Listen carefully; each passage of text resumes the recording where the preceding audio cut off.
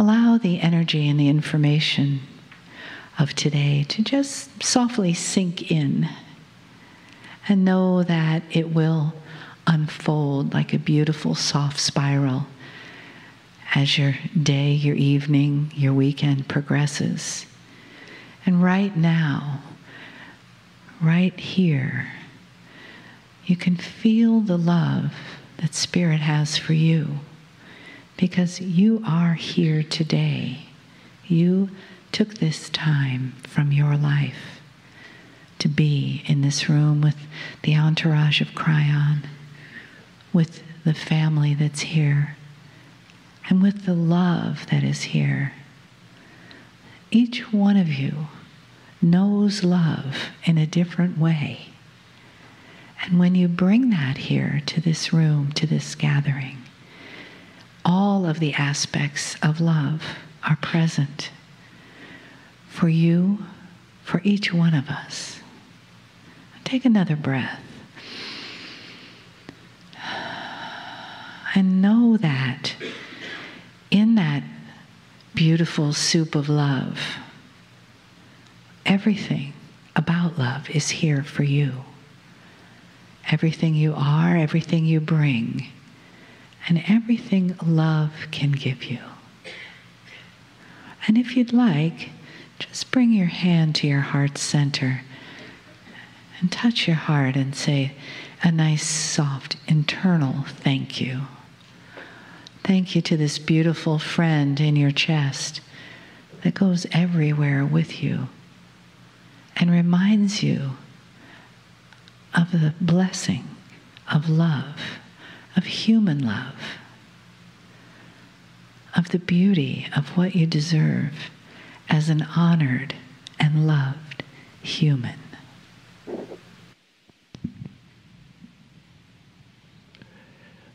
Greetings, dear ones. I'm Kryon of Magnetic Service.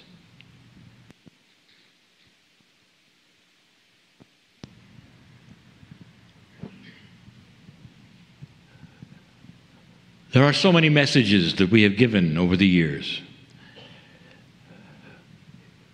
And each time it begins, and each time my partner sits in the chair, he's unaware of what's coming. But he's often presented with emotions. And the emotions come from that which is the other side of the veil and often corresponds with the kind of message that is going to be given. And if it's going to be scientific, there will be a certain kind of emotion. If it's going to be informational, a certain kind of an emotion. But when it's going to be about the love from the other side of the veil to you, he knows it. And that's what this is. We go from channelings which are filled with revelation, history, beauty, to ones that are simply loving, with no agenda of teaching. This is an exposition of who you are. And to do this correctly, I want to tell you this. Again and again, I've said this. You need to hear it now, again. Those of you in the chairs need to hear it. I know who's here. Spirit knows who's here. The creative source who made you knows who's here. You do not live in some kind of vacuum. And yet it feels that way, does it not? It feels like you are surrounded by yourself and that's it. And we've said it over and over. This is the situation that you create as a human being. The circumstances of being linear. That it's just you, one body. And as you walk around, it's just you. But that is not the case at all. The soul that you have, that you call many things, the higher self, that which is grander, the innate, goes way beyond that which walks around in biology. There's pieces and parts of you that are connected to every single other human on earth. There are pieces and parts of you that are connected to the other side of the veil. You belong to what is called the soup of God, a group, not just of entities, a group that is the fiber of all things. The piece of God that is in you, the section of God that is in you, is connected to all things. And that hides so completely from you. It hides so much that those of you in sorrow and depression, frustration, will go into the corner by yourself, never understanding that there are so many with you, never understanding the connection you have to the other side of the veil. It's always there. The energy of consciousness on this planet literally has dictated the closet you're in. The teaching that you've had even since birth has dictated who you think you are.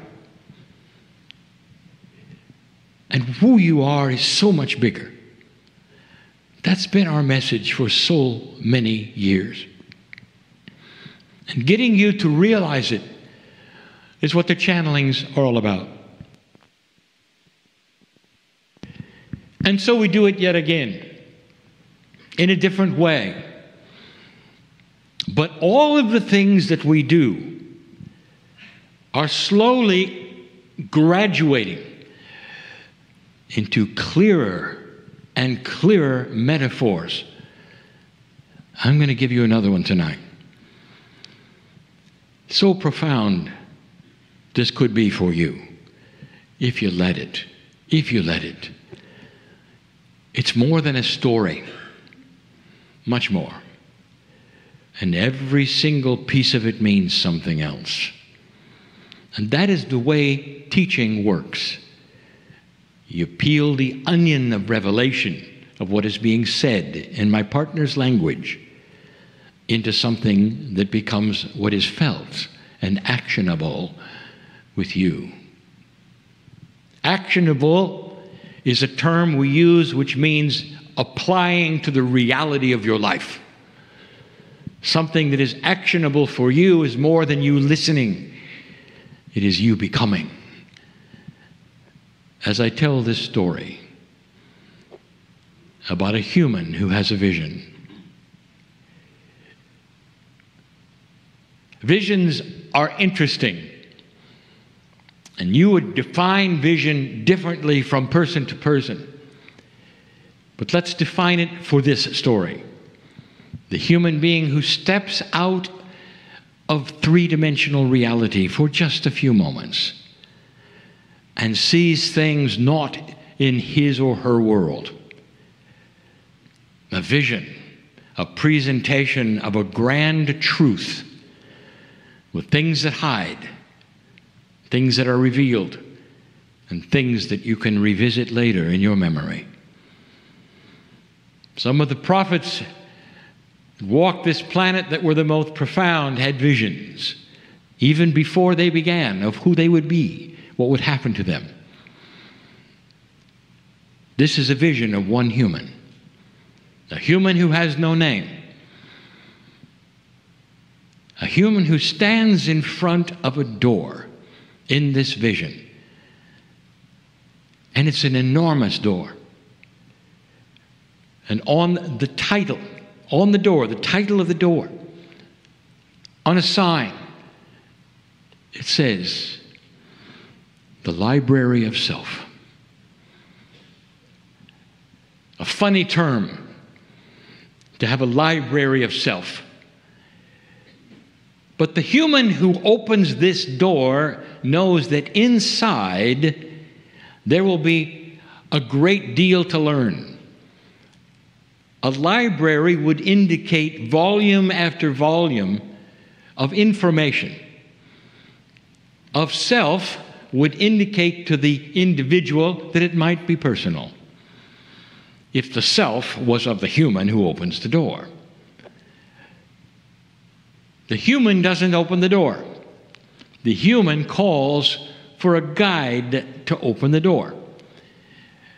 Now, this is because in this vision, it is necessary to have an outside source reveal for the vision. And so in comes a nameless guide with an enormous key ring. This particular guide will then accompany the human in this library, because what the human is about to see will require more doors, more unlocking, more revelations, more metaphors, and a little mystery. The guide opens the door. Now here is a metaphor where the guide is not talking to the human yet. It's understood that the guide shows up with the key because the human wants to get in. The door is unlocked. And as it's opened, it's obvious it has not been opened for a very long time.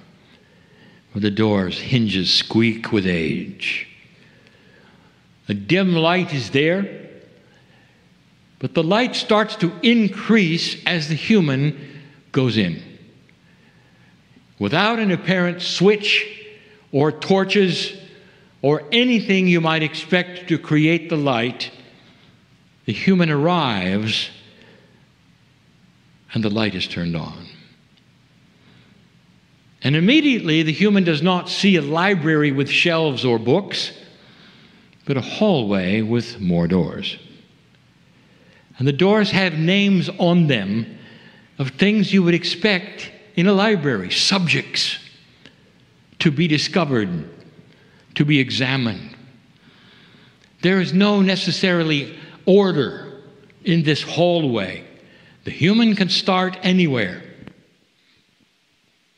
But the human in question with this vision sees the labels. And the first one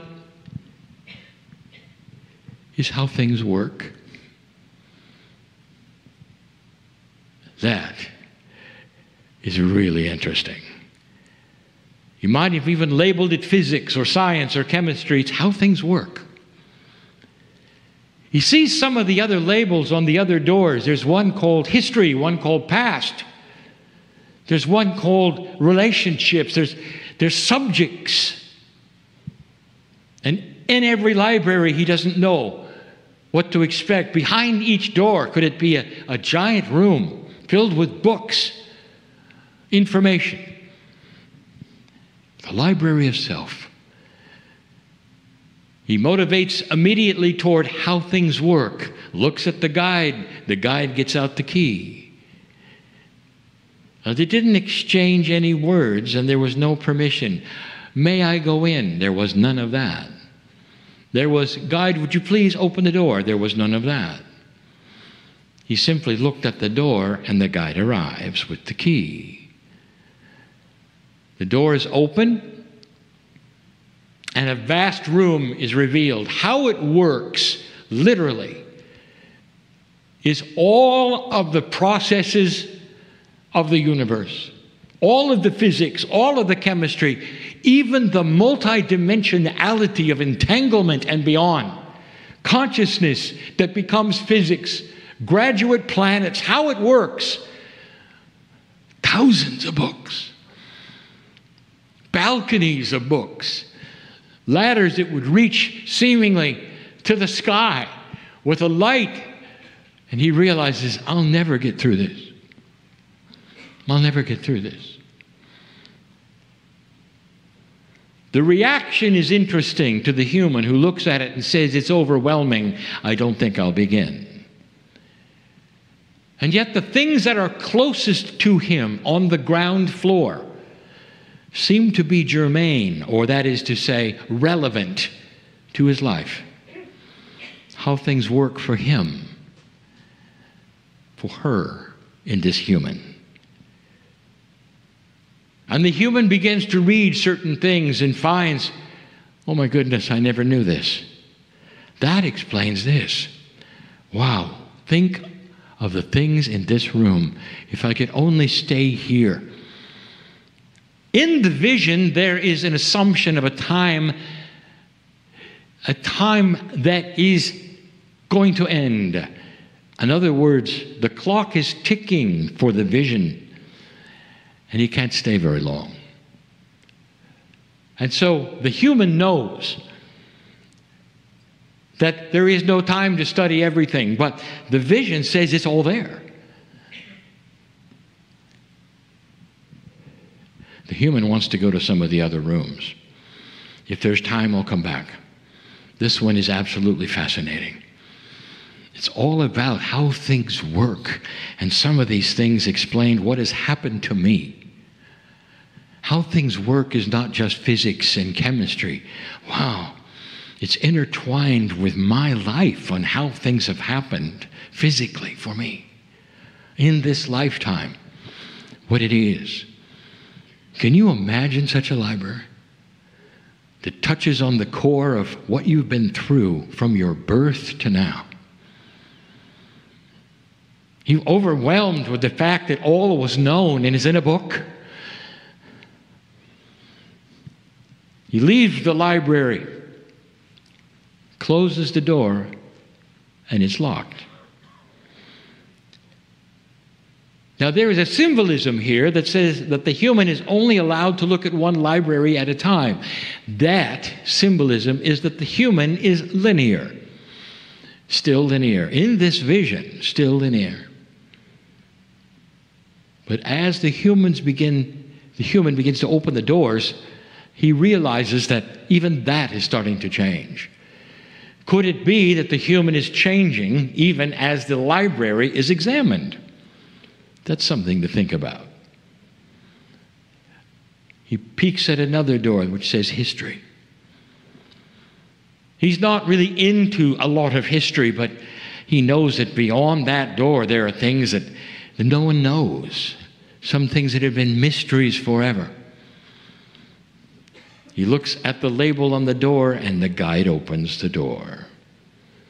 Again, he enters. A light starts to come with him as he steps around, and he starts to see another library, segmented into areas, civilizations that he's never heard of.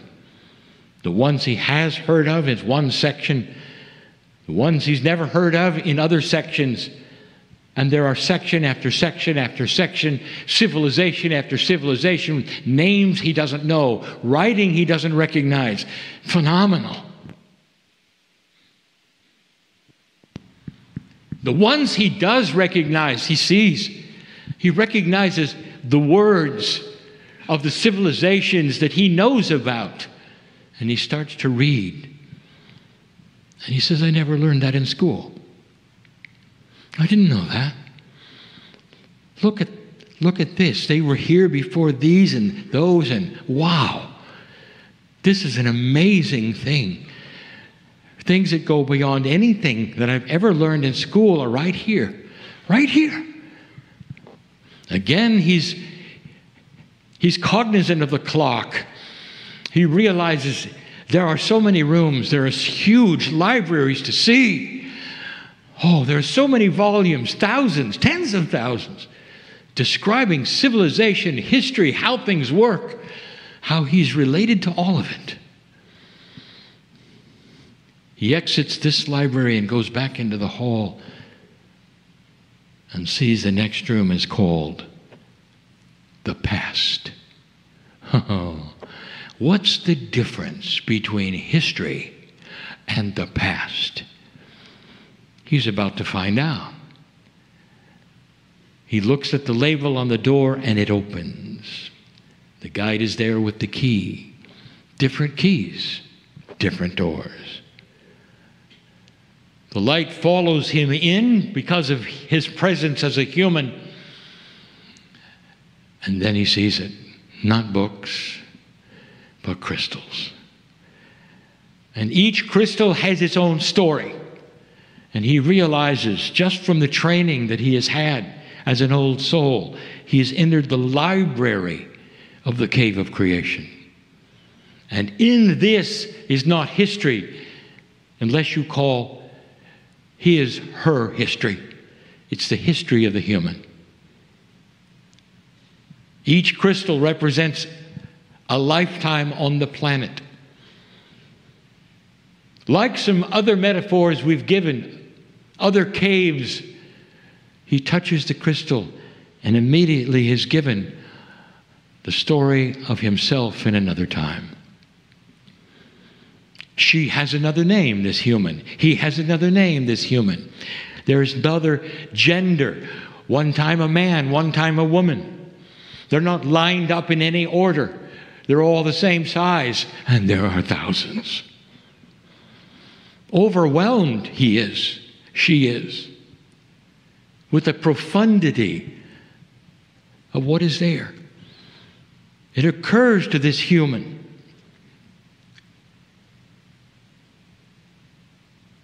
that they have been here forever, as long as Earth has allowed humans to be here. There's a crystal for every lifetime. We once gave you a metaphor, a puzzle. And it involved Jason and the cave. And in that, the human called Jason was so enamored with touching the crystals that he never got out. He spent his life touching crystals to find out who he used to be. That's how attractive this is. But she didn't spend that long, because there were more. There were more things to show and tell.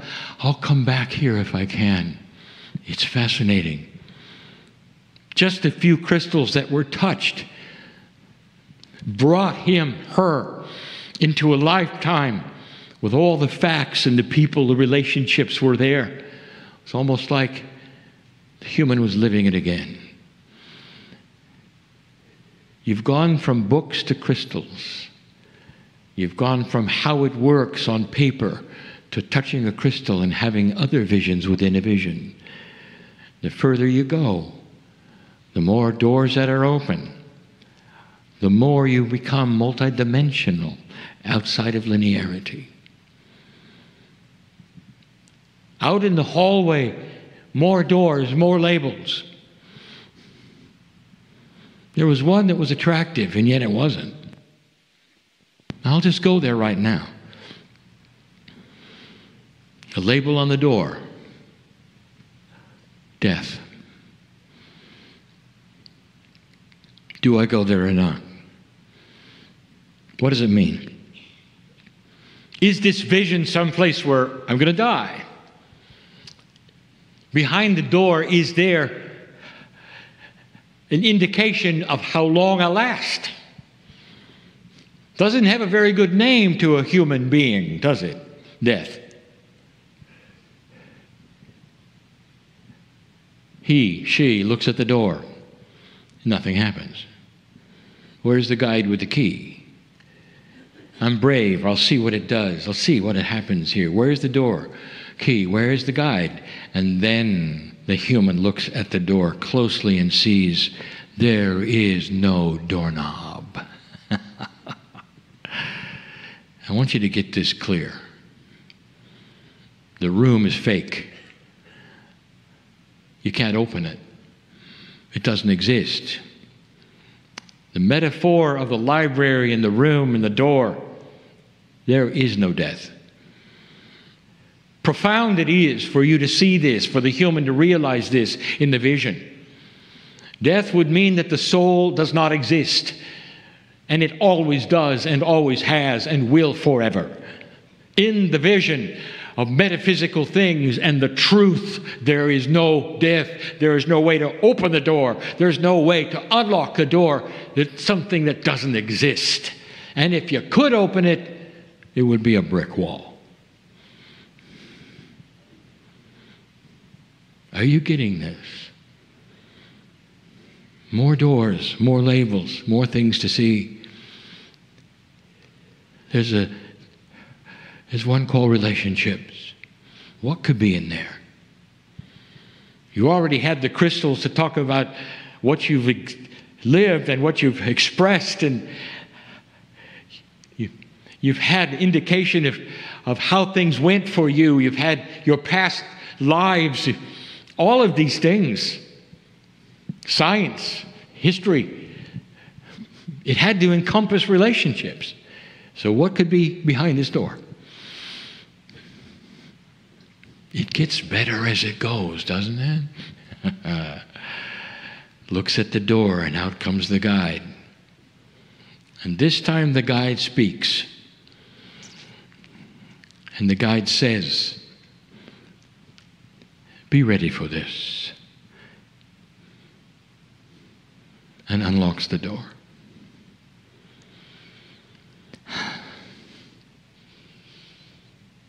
The human walks in, and the light goes with him, her. And inside, there's a party going on. And it's a party with everyone that human has ever been involved in all the lifetimes on the planet. The ones they've loved and lost, the ones they still know. It's almost like every soul was there. And they look young and they look beautiful. Just like they met them the first time. If it's a mother or a father from any lifetime, it's when they were young and beautiful with you as a child. If it's a spouse, it's when you married them. If it's a sister or a brother, it's when you knew them as a child. And they're all there together. And the music is beautiful. And it's so emotional. Because it's real. You see, there was no death. Are you getting this? There was no death.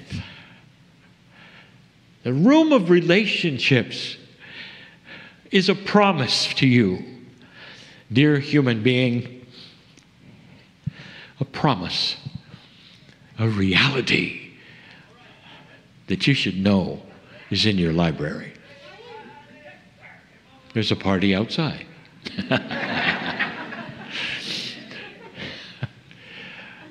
One more door. It's an interesting door because this door becomes multidimensional and not necessarily understandable. And it's called future.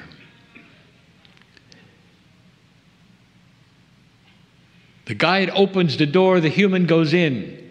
The light is enormous, bigger than it ever has been when generated by the human in any other library. It's the biggest room of all. Enormous. But what makes it strange is it's totally and completely empty.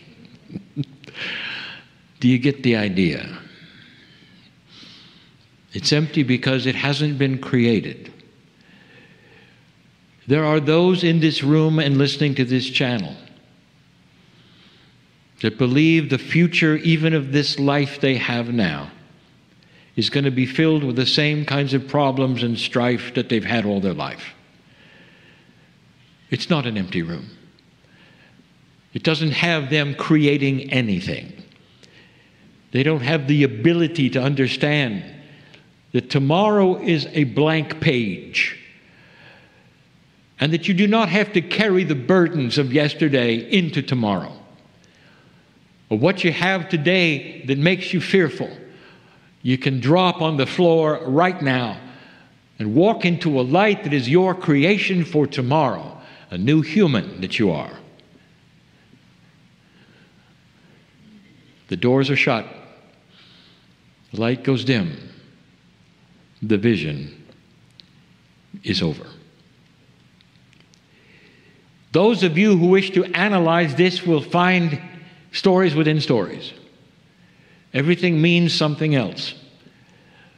But let me tell you something that you probably have already gathered. the multidimensional human being that you are, in your own DNA, has this library existing. It is in you today. It is yours, and you don't need a vision to access it. This is the promise of the shift. The ones who seeded you finally were able to walk into this library themselves of their own, to see who they were, what they could do, how everything works. The physics of consciousness, the benevolence of belief, the beauty of compassion. As they walked through a society that eventually had no more war, a society that could see the God within and the God without until it finally merged. This is possible with this planet and this civilization because of the shift that has just occurred a few years ago. You are on the infancy, in the infancy, of something enormously grand that will develop over lifetime after lifetime. That is what has happened on this planet. This library inside you exists. Some of you, if you wish, may open any door. You don't need a guide. Dear ones, the guide was necessary in the old energy. The keys are yours. If you want to know really what happened, as you enter what we call the 11th civilization on this planet, you want to know really what happened in that shift in 2012? The whole setup of the nodes and the nulls, the magnetics, all of that gave you the keys to the library. It's here. It's inside you. It's magnificent. And it's discoverable in all of its pieces and parts. Which one are you going to go to first? Which one? You're all very different. You all have the issues that a human who is unique has. And each of you will decide, based upon this short little channel, which library room do you want to enter first? What do you need? And I will tell you, you've got a ring of keys for all the doors, except one. There is no death. The human body deteriorates and goes away. So does everything else. But you, the essence of you, is forever. You will have that room with you every single time you come here. It travels with you. The knowledge of everything is inside. Think about these words. Think about the vision. The library of self is in you now. It's not somewhere else. And you have the keys. I am Kryon in love with humanity. And so it is.